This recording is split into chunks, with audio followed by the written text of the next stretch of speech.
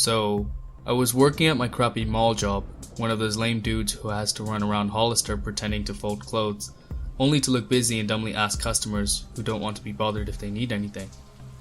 It wasn't much fun, but I had to pay for college and food somehow, right? Anyway, I was working late when I got a text from my friend Ryan. Ryan was one of my old school friends. We weren't the best of friends, but we were part of the same group of bros that stuck together since high school, you know? So there are 8 of us. We always hung out in a group, or as many as we can get together for the weekend. Getting a text from Ryan was kinda weird though. See, we would hang out a lot, but we never really hung out alone together. And he never texted me asking to hang out, but he did tonight. Just me and him. I immediately felt like something was off. This didn't seem like Ryan. His best friend in the group was Michael. He and Michael did all kinds of stuff together, like go to parties and find hot chicks to hook up with. It wouldn't surprise me if they hooked up with one together, if you catch my drift. But here it was, a text from Ryan asking me to hang out. It sounds silly to be worried about a text from a friend asking to hang out, but I knew Ryan and what he was like. He was weird, but aren't we all? He was especially creepy around girls. He would ask them strange questions, some of which were in a sexual nature. Ryan was super nice and fairly good looking, but he couldn't seem to keep a girl. The rumors would swirl around while we were in high school that he would just try and take advantage of the girls he was with. It got to the point where most of the girls that knew Ryan just decided to stay away from him. Again, why would I be worried, because I'm not a girl anyway. When we were in high school, a girl named Mary had disappeared without a trace. Mary was a cool girl with a lot of friends and happened to have the nicest boyfriend. After she disappeared, Ryan acted weird for a couple of months. He wouldn't hang out with us, and he just decided to keep to himself. Michael would often go and check up on him, and come back to tell us that Ryan just needed some space for a while because he happened to have a crush on Mary, and was now devastated that she was gone. It all sounded fishy to me. None of us ever accused Ryan, but his actions and perceptions about him made me think that he could have definitely been a suspect. Months passed, and eventually people started to move on. I wasn't very good friends with Mary, but I definitely knew her and her family. The family wanted closure, but never got it. As for her boyfriend Eric, he went countless hours of therapy and missed about a month of school. He came back, but he was never really the same. Here's a text from my friend Ryan asking me to come out after work. I pushed away my doubts, and I just responded with a, "Hey, sure, I'll meet you. How about we head to the coffee shop?" He agreed, and that was a date. The coffee shop was located in the middle of town, and it was quite small. Dimly lit too. Never meet a creepy guy in a small, dimly lit place, is what I was thinking. But Ryan was a friend. I kept thinking I was going to get punked. I was thinking that Ryan would be there with some sort of crazy story, only to try and get me to believe it, whilst Michael, Jay, and Noah would come out of nowhere, only to try and mess around with my car or something like that. I thought about this whilst I got ready to leave work. It was now 10:15, and I noticed that I would be at the coffee shop by around 10:45. When I got there, I noticed Ryan was sitting inside by the window, looking all confused and frightened. I got out of the car and went inside, and I sat down and we greeted one another. We just sat there for a couple of minutes in a weird and awkward silence. Then he looked at me, and we had the creepiest sort of conversation you could ever have with someone. He told me that he needed to tell me something. Awkwardly, I just told him to tell me what was up. I tried not to show my nervousness, but he just replied with saying that he needed my help, and he couldn't tell anyone else about the situation he was in. He said that his life had been a mess since high school, and I thought he was about to have a breakdown in front of me. I told him to continue, and my thoughts went back to when Mary disappeared and Ryan started acting all weird. He proceeded to close his eyes and he looked down, and he just said, "Mary." I asked, "What about her?" And he said, "I did it. I took Mary." I'm like, "What? You did what to her?" And I started to shake at this moment in time. He started to cry and he said, "I took Mary and I killed her." I was completely and utterly mind blown at what he had just said, and my thoughts went back to when I thought Ryan could have been a potential suspect. Here was Ryan, right in front of me, admitting to taking a girl everyone loved, and killing her. I didn't know what to do, and I just said I couldn't help him with this, and I couldn't save him. I told him that I had to tell the police, and to think about what he's done. I'd become paralyzed with the news that had been laid out in front of me. It was one of those scenarios where your mind loses touch with reality and everything kind of happens, without a sense of time or direction. Everything in my head seemed so distant, and all I could do now was reach for my phone. As I proceeded to pull my phone out of my pocket, I noticed Michael sprinting to the door and looked at me with an awkward smile.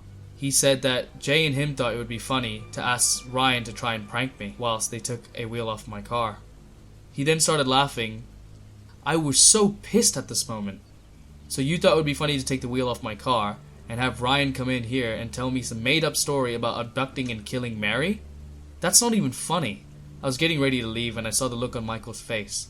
When I said Ryan had told me the story about Amy, his face lost color. We both looked at Ryan and noticed that Ryan had tears streaming down his face. He wasn't lying. I wanted to get out of there, drive home and forget Ryan had ever confessed to me, but my freaking car was in a state. Plus, we couldn't just let Ryan sit there and let Ryan get away. He sat there, crying, and never tried to even leave. I suppose he wanted us to call the cops, so Michael did, and then they showed up. They asked us how he had confessed and what he had done. I then told them. The cops then took Ryan away with handcuffs, and then Michael, Jay, and I stood watching the police take away our crazy friend. We eventually left after my wheel had been replaced, and we went home. We broke the news to our closest group of friends, and eventually the news broke out to everyone. Everyone was in shock. But Mary's family had finally gotten closure. The city had now lost 2 people instead of 1. A few weeks later, I was called to take stand against Ryan in court. I had to recite what he had said to me the other night. Ryan was found guilty of murder by the end of the trial and was sentenced to life in prison. It took me quite some time to move on. I felt bad about suspecting him as a person of interest way back in high school, but now I felt nothing for him. Ryan had finally gotten what he deserved. I was ready to put him into the past as a memory. As I was pouring a bowl of cereal, I turned the television on, and the screen revealed breaking news. Suddenly there was a knock at the door. The mailman was at the door with the mail and the package. The package was for my mom, and as I shifted through the mail, there was a letter for me. It was from the prison that Ryan had been sent to. I opened it with a shaking hand and looked down at the letter. It said, "Dear Ryan, I know you probably hate me for what I've done, and you think I deserve this. I wanted to tell you that I did this to protect my sister. My sister Susan is such a sweet girl, and I could never let anything happen to her. Michael was going to take her if I didn't confess. Michael was going to kill my sister like he killed Mary.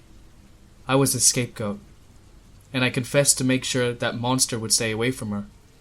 He promised me that he wouldn't touch her if I confessed, and made the entire case go away. So here I am. I wanted to tell you because no one else will ever believe me. I wanted you to know because maybe you can save me. I wasn't thinking that night everything happened. I thought this was the only way to save Susan.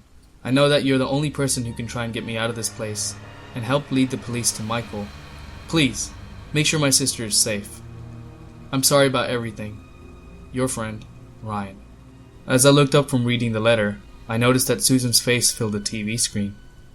She was reported as missing. I work nights as a nurse's aide at a reputable children's hospital. I just had one of the most upsetting experiences in my life. I've been trying to calm myself down, but it doesn't help that I've been sleep deprived while juggling both school and work at the same time. It all started when I came to begin my night shift at 7 p.m. We generally don't have a large amount of ER admissions on a weeknight, so it's a pretty relaxed environment. All I do on nights like these is feed the fish in the saltwater display we have, and things like disinfecting the little plastic tables and chairs we've got set up. On Tuesday nights, which was pretty much tonight, I work with a girl called Rachel, who's the other aide. Rachel and I had already been at work for a few hours now, so we were just sitting in the desk in the lobby organizing some paperwork for the day shift crew. Whilst doing so, we got a call on the radio from one of the EMTs telling us to get the nurse on duty and to meet them outside in around 3 minutes. They told us to radio security whilst we were at it. This wasn't normal. It's very rare that we're asked to have security escort a patient from the ambulance and to the emergency room. I prepared myself for a very injured or sick child accompanied by a possibly inconsolable or violent parent. From my experience, it so happens that parents tend to go out of control or into a mode that we call bear mode when they experience that they aren't in control of their child. So my coworker Rachel called security whilst I paged Monica, who was one of the nurses on duty. We then ran outside to wait for the ambulance, only to notice that it was close enough to where we could hear it. 2 security guards pulled up in one of the campus golf carts.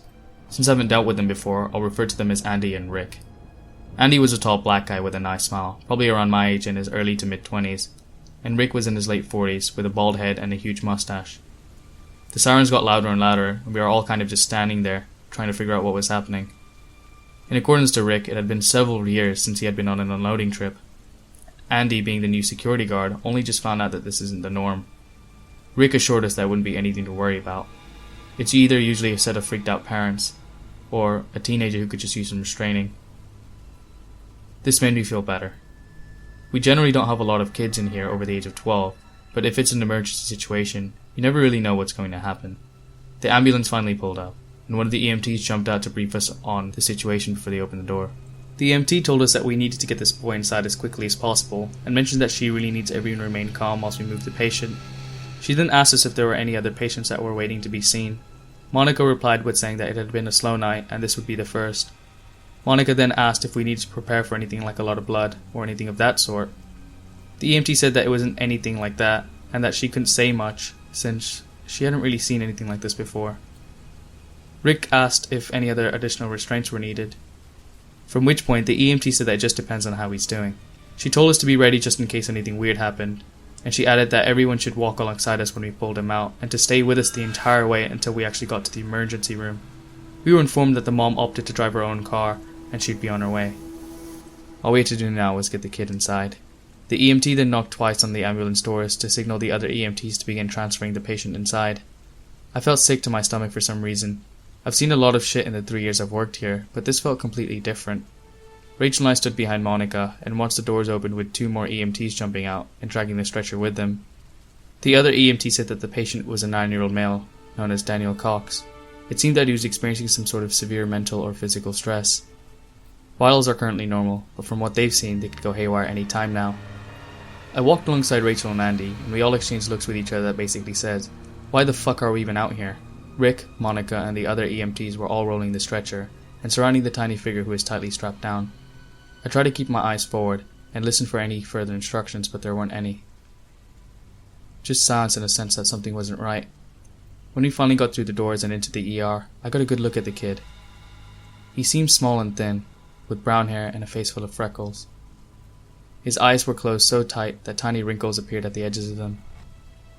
His restrained hands were balled into a fist. He had tear stains on his cheeks and some vomit on his red t-shirt with the logo of his certain basketball team. At this point, I noticed that Monica seemed frustrated. Monica asked why the EMTs needed all of us, and the EMT replied with saying that we'd only find out if the patient had another episode.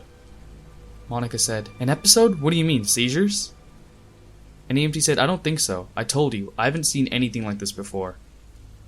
Monica replied with saying, "I'm not making both of my aides stay in this room." "Do you still need security here?" The EMT said that I think they should stay. I can send the rest of my guys back out, but I'm not going to leave you all alone with him. And I'd feel better if Rick and Andy stayed. I know how this looks, but I just really need you to stay. Monica sighed and looked at her watch. It was now 11. We waited there in silence for another half an hour or so, when the boy started to stir and audibly cry. His eyes were still closed shut, but he was wiggling around. It looked like he was trying to find a way to get comfortable on the table, but we didn't really want to redo the restraints unless we actually had to. I felt sorry for him. His mom still wasn't here, which I'm sure the kid noticed. Then the boy started to have what I'm now sure the EMT was referring to as an episode. He unballed his fists, and somehow made them small enough to fit through the restraints. Maybe they were that small in the first place. His feet were still bound to the board. My heart started pounding. This wasn't normal, at all. The boy sat up quickly, and then in an instant he was back down, then back up again, flickering almost, as if there was some strobe light that none of us could see. His eyes were still shut. I stood up horrified. Monica had a pale and blank expression on her face. The security guards both looked scared and hesitant. The boy opened his mouth, and his lips weren't moving, but a conversation with voices that weren't his own started to flow out of him. It was a man with a strikingly deep voice, and a woman who was crying. The woman said, "I'm afraid. Where's Daniel?" The man said, "Daniel is gone. Daniel is dead." The woman screamed and said, "Leave me alone. Where's Daniel? Where the fuck is he?" The man replied with saying, "I dislike repeating myself. Daniel is dead, you ignorant bitch." The boy laid down and started sobbing again quietly. This went on for several minutes. I was frozen. We were all frozen. The EMT looked exhausted and pale. The boy sat up quickly, and this time he opened his eyes. They were glowing, bright red. Monica gasped. The boy looked around the room as if he wasn't really seeing anything, until his gaze landed directly on me. We stared each other down, and without breaking eye contact, he arched his back and slowly opened his mouth again.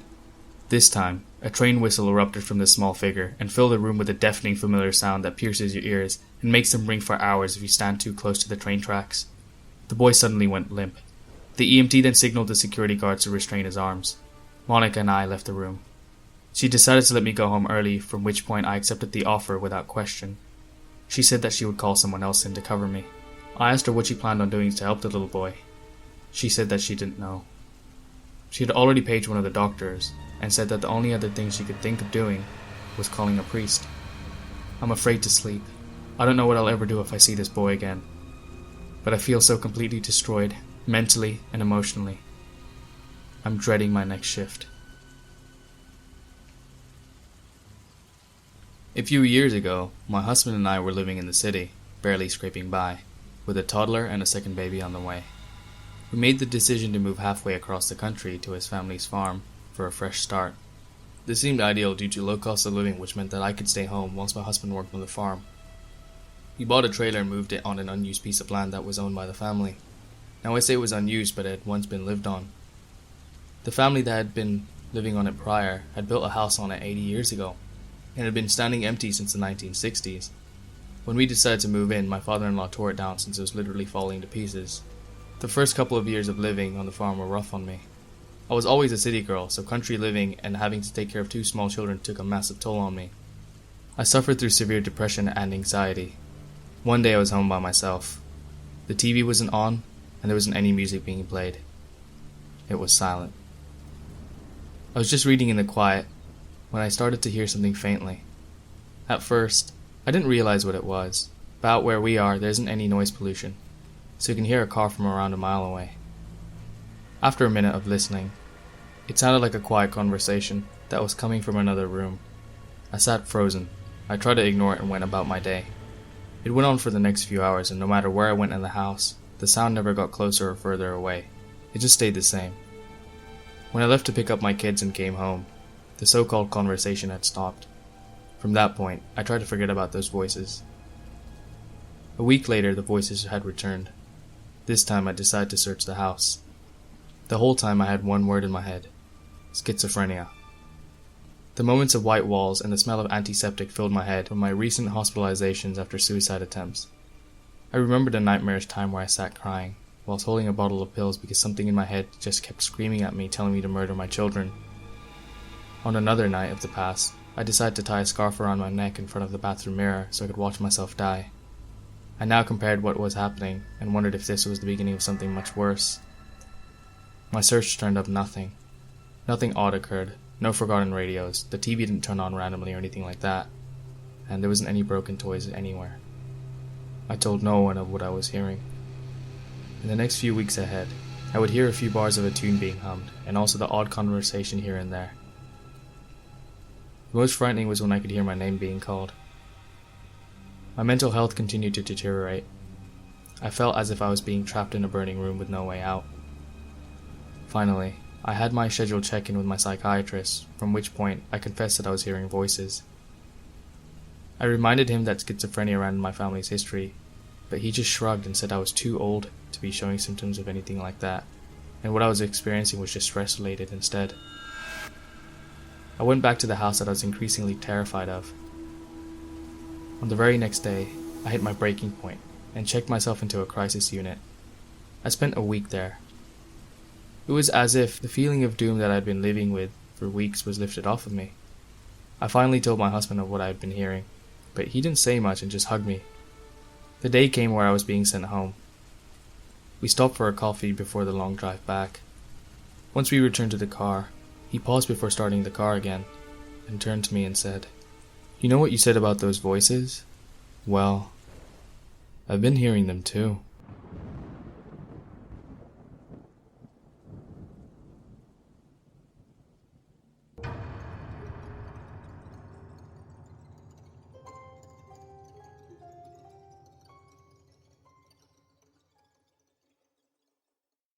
Hey guys, thank you so much for watching. If you enjoyed this video, please give it a like or a thumbs up, and subscribe for any future content. I also accept submissions, so if you have any true stories that you'd like for me to share or feature, then feel free to send them my way. You'll find my email in the description for that. Until next time, take care and stay safe.